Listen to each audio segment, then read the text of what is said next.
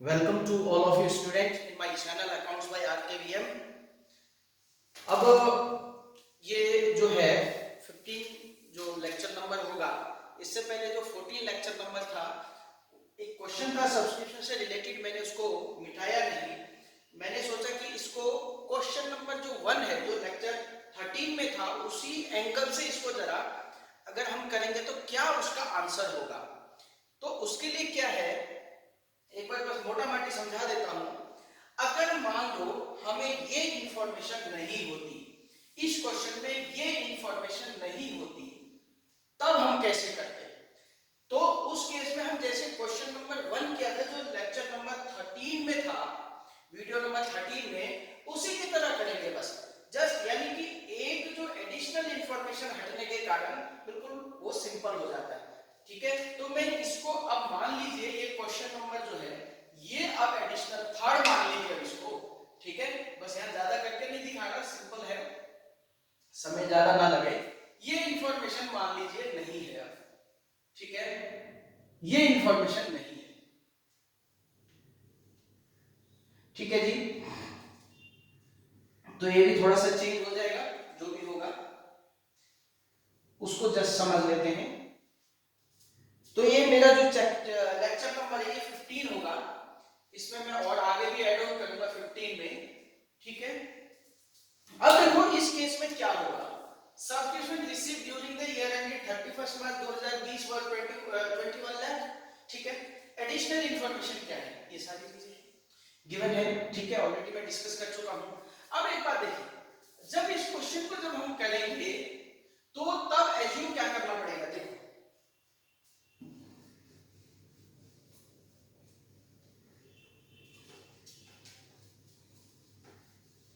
आपके पास ऑलरेडी किस तरीके से करना है वो स्टेटमेंट फॉर्म में आपके पास है।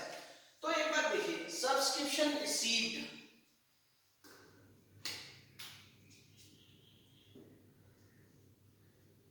Subscription received during the year लिख लेना। ठीक है, वो आपको मिला कितना, 21 लाख मिला।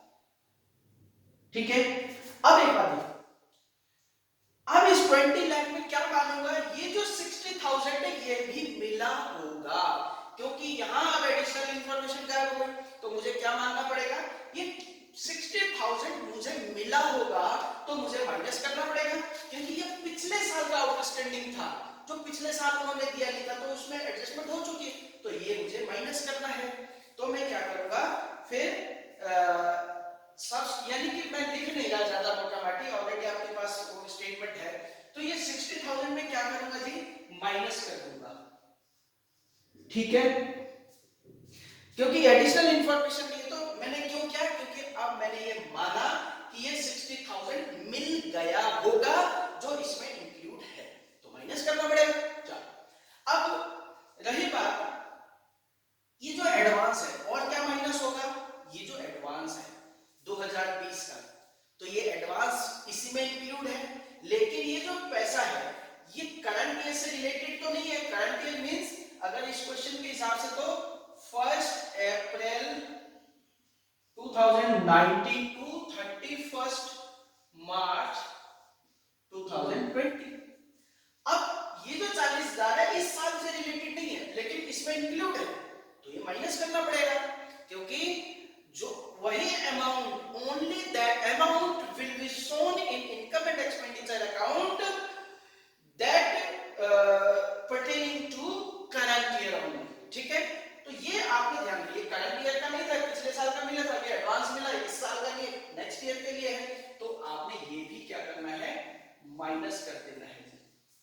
ठीक है, अब ये जो 50,000 है ये ऐड कर देंगे, क्या मानेंगे, एज्यूम क्या करेंगे, ये जो 50,000 है सिर्फ और सिर्फ इस साल का ही आउटस्टैंडिंग है बस। ठीक है, जब एडिशनल इंफॉर्मेशन गायब हो गई तो क्या एजम्पशन हो गई हमारी, यानी कि अब ये 50,000 इसी साल से रिलेटेड है, तब उस केस में फिर इसको ऐड कर देंगे जी, राइट। तो अभी क्या हो जाएगा, टोटल वही आया जी, कितना, 20,000, 20 लाख, 20,000, 20 लाख 50,000, वही आया कि नहीं अमाउंट जो क्वेश्चन 1 में आया, 2 में आया।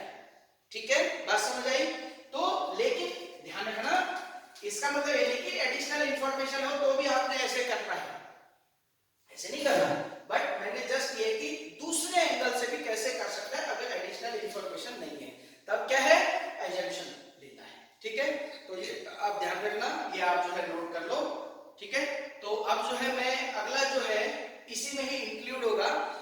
कंज्यूमेबल आइटम्स बहुत ही ये भी कोर आइटम मान के चलिए, क्योंकि आपको एग्जाम योर पॉइंट से एकेडमिक सेशन के पर्पस के लिए ये भी बहुत जरूरी पॉइंट है, ठीक है। उसको भी कैसे डील करना है इनकम एंड एक्सपेंडिचर अकाउंट में, रिसीट एंड पेमेंट अकाउंट में वो कैसे डील होगा, then what will be the treatment in balance sheet also, ठीक है। तो उसको हम देखते हैं, जब तक आप इसको नोट कर लीजिए।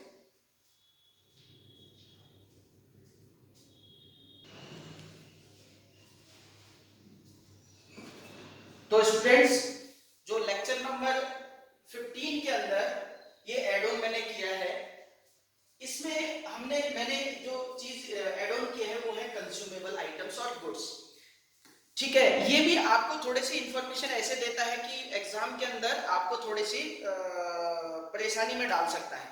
तो डोंट वरी, हम इस कॉन्सेप्ट को अच्छे से समझेंगे और इसको जो है हर क्वेश्चन में अच्छे से डील करना हम समझ जाएंगे और सीख जाएंगे, ठीक है। तो लेट्स स्टार्ट। देखो, कंज्यूमेबल आइटम्स है क्या, पहले इस बात को समझ लेंगे तो आसान हो जाएगी कहानी, कहानी आसान हो जाएगी, राइट। चलो देखो, कंज्यूमेबल आइटम्स है क्या समझ लेते हैं। Goods item which are needed by NPOs on everyday basis for execution of day-to-day activities are called consumable items, बोल दो या गुड्स बोल दो, ठीक है। तो यानी कि आप समझ रहे हैं, सच एज एग्जाम्पल दे दिया तो इसमें ज्यादा आसान हो जाएगा, मैं बोलूंगा कैमरे के आगे, इससे बड़े एग्जाम्पल हो गया।